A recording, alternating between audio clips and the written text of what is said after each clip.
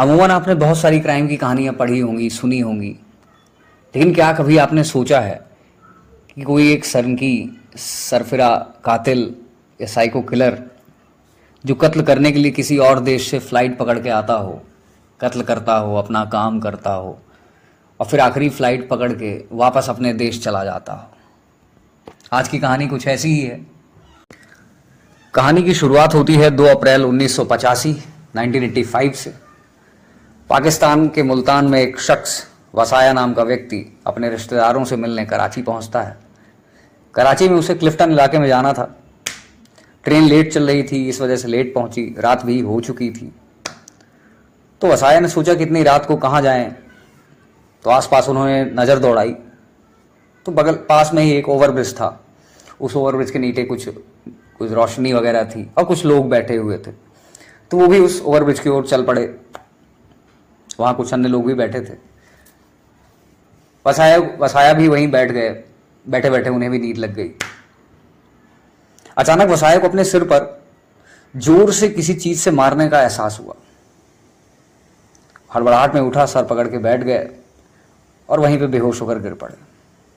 सुबह जब नींद खुली तो उन्होंने खुद को हॉस्पिटल में पाया। पुलिस को द्वारा पूछताछ करने पर उन्होंने बताया कि वो पुल के नीचे बैठे थे, सुबह होने का इंतजार कर रहे थे। पता नहीं किसी ने उनके सिर पर जोर से मारा। बगल में 2-4 लोग और बैठे हुए थे। इसके आगे उन्हें कुछ याद नहीं। पुलिस वालों ने बताया कि आपके बराबर पर जो लोग बैठे थे उनकी भी इसी तरह से सिर पर कोई बजनी चीज मारकर हत्या कर दी गई है। वो दोनों मर गए, पर आप खुशनसीब थे कि आप बच गए। खैर, वसाया तो बच गए। 2 अप्रैल 1985 को ये पहला इंसिडेंट हुआ था कराची में, जिसमें 2 लोगों की जान गई थी और एक बच गया था। इसके बाद कुछ वक्त बीतता है, थोड़े दिन शांति रहती है। पुलिस प्रशासन को भी लगा कि ये महज एक इत्तेफाक हो सकता है। तभी हफ्ते भर बाद कराची में एक क्लिफ्टन ब्रिज है, उसके नीचे 2 और लाशें मिलती हैं।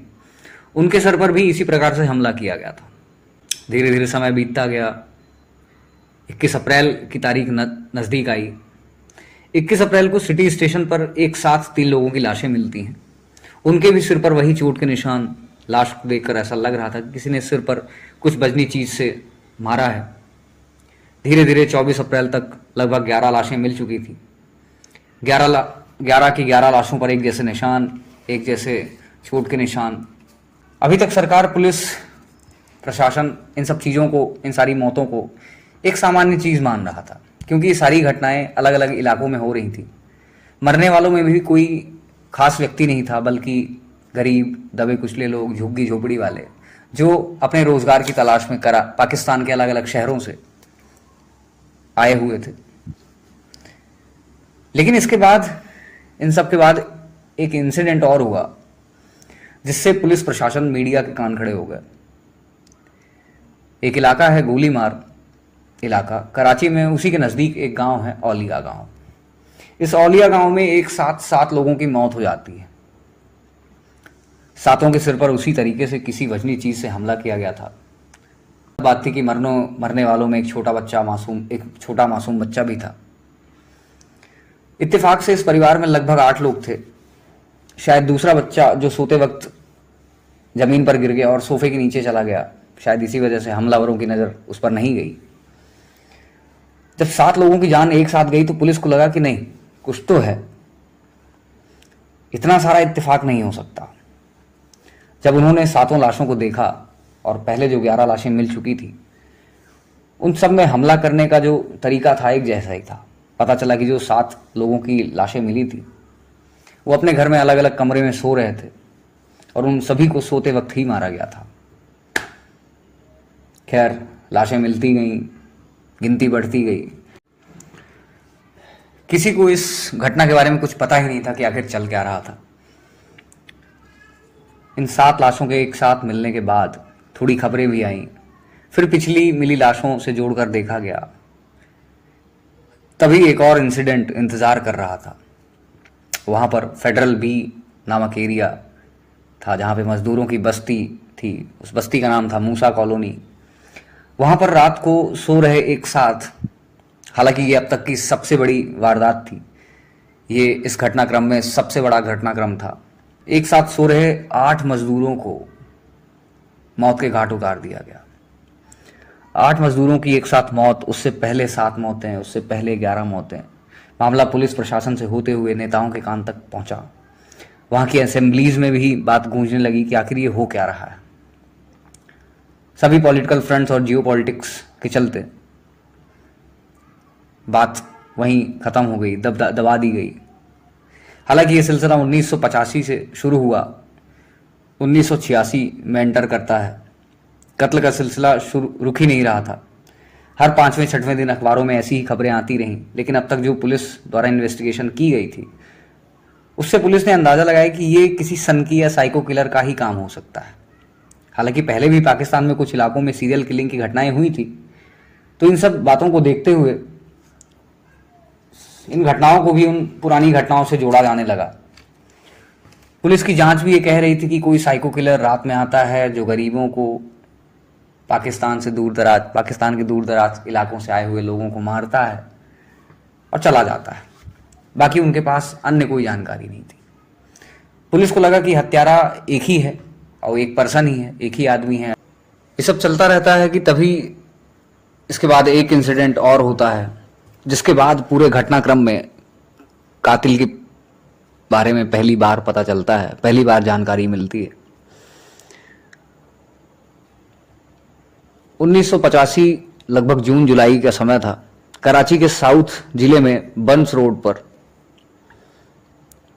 फुटपाथ पर एक मजदूर सो रहा था। अचानक उस मजदूर के सर पर भी रात को बहुत जोर से हमला किया गया। हमलावर को लगा कि मजदूर मर गया, इसलिए वो वहां से निकल गए। मजदूर बाद में चीखा चिल्लाया, कुछ लोगों की उस पर नजर पड़ी। बाद में उन लोगों ने उसे नजदीकी हॉस्पिटल पहुंचाया। अभी तक की मौतों में यह मजदूर पहला व्यक्ति था जो बच गया और उससे हमलावरों के बारे में बहुत कुछ बताया। जब वो बच गया तब पुलिस वालों ने पूछताछ की, तब पहली बार पता चला कि हमलावर कौन है। मजदूर ने बताया कि मैंने देखा एक गाड़ी बहुत तेज रफ्तार में आकर रुकी, अचानक ब्रेक मारा, उस गाड़ी में से 2-4 लोग उतरे। सभी ने अपना मुंह ढक रखा था और सभी सफेद कपड़े पहने हुए थे। उनमें से एक के हाथ में हथौड़ा था और बाद में उसी आदमी ने उसके सर पर हथौड़े से वार किया। उसके बाद मुझे कुछ याद नहीं। अब तक एक बार में 7-8 मौतें हो चुकी थी और टोटल गिनती लगाई जाए तो एक साल में 100-110 मौतें हो चुकी थी। खबरें भी फैलना शुरू हो गई थी। कराची के लोगों में दहशत भी थी, लोग बाहर निकलने में डर रहे थे। जो लोग शाम को अपने घर के बाहर चौपाल लगाकर बैठा करते थे, गप्पे मारते थे, लेकिन इस हथौड़ा गैंग के हमले के चलते वो भी अपने घर में दुबकने लगे। शाम होते ही घर से निकलना बंद हो जाया करता था। लेकिन इस विटनेस की गवाही के बाद पता चला कि हमलावर कोई साइको किलर नहीं है और वह अकेला नहीं।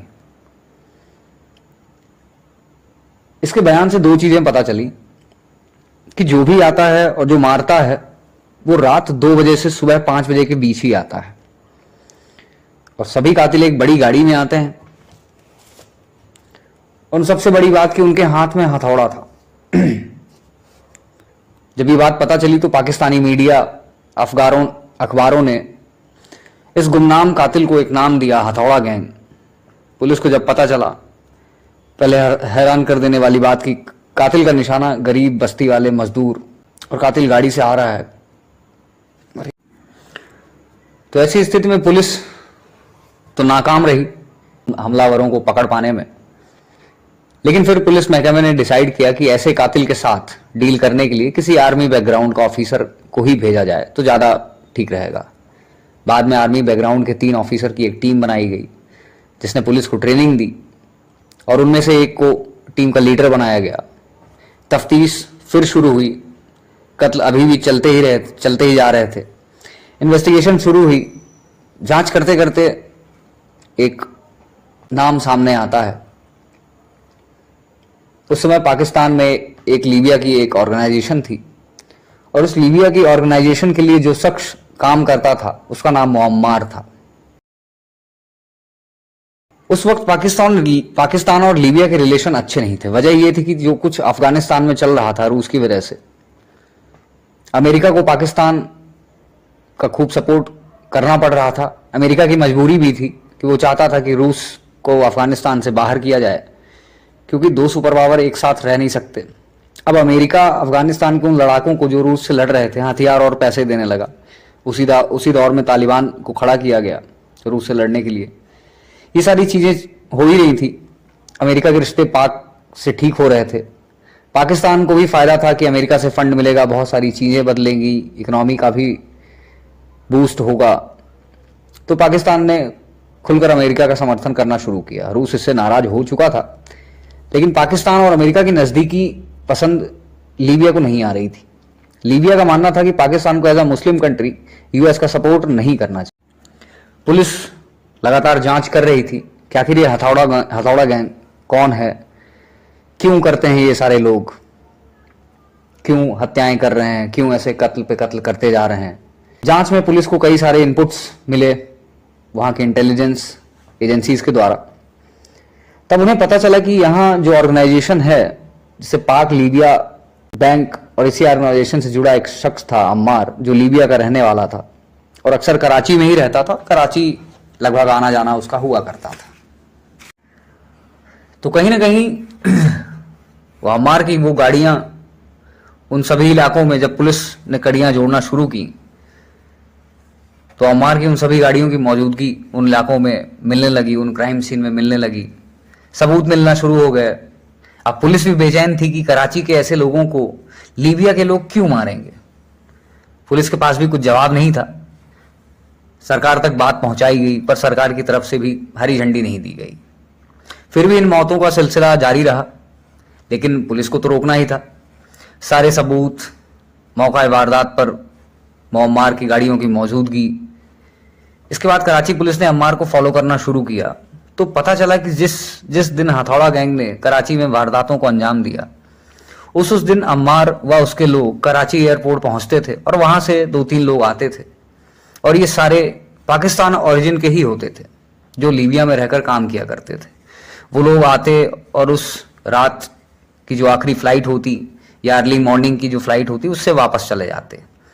अब जब पुलिस ने एयरपोर्ट से लिस्ट निकालना शुरू की, तो उनकी ट्रेवल डेट और कराची में हुए जो इंसिडेंट्स 2 अप्रैल 1985 से लेकर जून जुलाई 1986 तक लगभग 100-110 कत्ल, उन तारीखों पर लीबिया से फ्लाइट में लोग आए और अर्ली मॉर्निंग की फ्लाइट से वापस चले गए। तो यहां भी एक कड़ी जुड़ी। सबूत लगभग मिल चुके थे, सरकार से परमिशन ली गई और एक दिन अम्मार का पीछा करते हुए उसे गिरफ्तार किया गया और उससे पूछताछ हुई।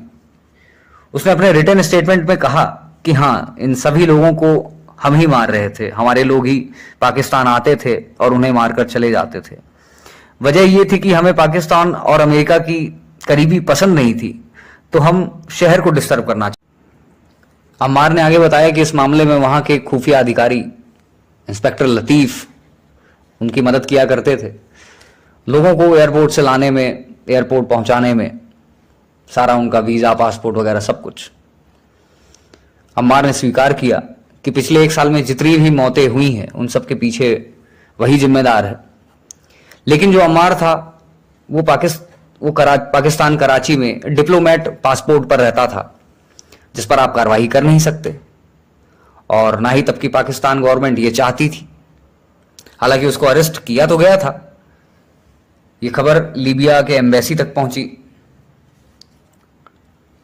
कि जो व्यक्ति जिसने कराची के 100 से अधिक बेकसूर लोगों की जान ली, उसे छोड़ दिया जाए।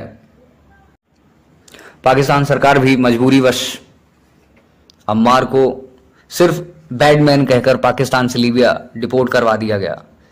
उसे कोई सजा नहीं दी गई, कोई मुकदमा नहीं चला। उसका क्या मकसद था इन सब के पीछे, आज तक राज ही रहा। ये राज शायद उन सभी लोगों को पता था जो उस समय दोनों तरफ के हुक्मरान सरकार में बैठे हुए थे। अब ये राज या तो उन्होंने खुलने नहीं दिया या जो कुछ भी हुआ, पर यह राज आज तक राज ही है।